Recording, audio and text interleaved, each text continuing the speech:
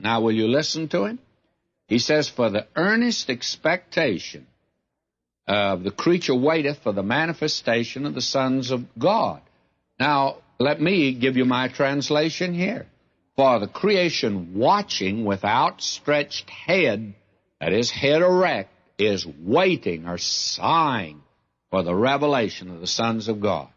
Now, the world's not waiting for the sunrise of evolution's pipe dream, in spite of the fact that you sometimes hear a solo squealing at the top of her or his voice about the world is waiting for the sunrise. Well, it's not.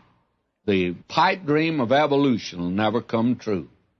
Today, though, the creation is waiting for the manifestation of the sons of God. And when the sons of God have removed the outward covering of this flesh, creation's going to be unveiled also. What a day that will be.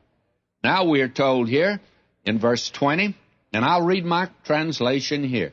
For the creation was subjected to vanity. Vanity here means failure, decay, perishable. Not of its own will, but by reason of him who subjected it on the basis of hope.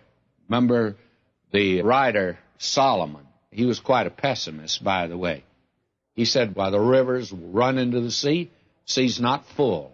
It has no end, because what happens is the Lord has quite a pump, a hydraulic pump, pumps the water up out of the ocean, and then he has a good transportation system. The wind moves the clouds across in the dry land, and here comes the rain again, fills the rivers. Rivers run in the sea, never fail. There's sort of a monotony about nature today, and you can't go anywhere but what you don't discover that. Actually, nature's waiting for that manifestation and waiting for that unveiling.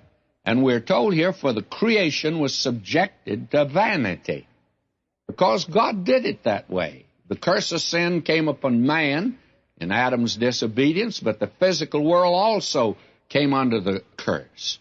God said, you remember to him, thorns also and thistles shall it bring forth to thee. Thou shalt eat the herb of the field. Sweat of thy face shalt thou eat bread. I enjoy going out to the Hawaiian Islands. I know of no place that is quite as delightful as that. I agree with the publicity out there that calls this paradise. That is paradise.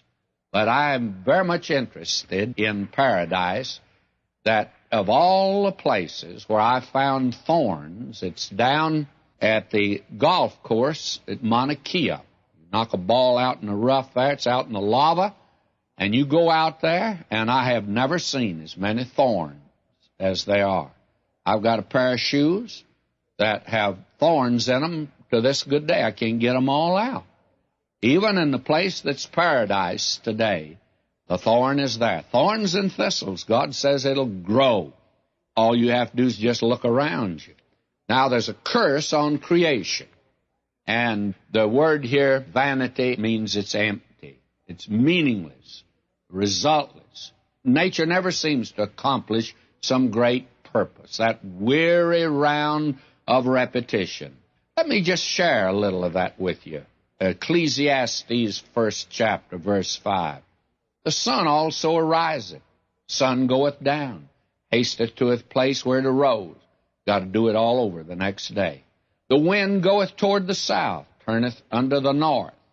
It blows, well, in Texas, where I live, they used to say that in summertime, all of Texas blew across the Red River into Oklahoma, became Oklahoma. And then in wintertime, the blue northers would come, and then Oklahoma blew back into Texas across the river.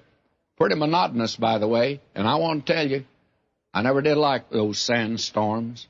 And then again, all the rivers run into the sea, yet the sea's not full.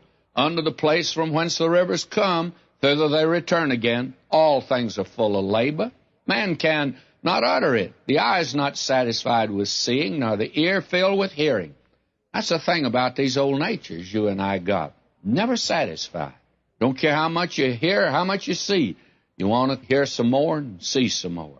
Nature had this happen to it not willingly. It was because of the sin of man. And because of the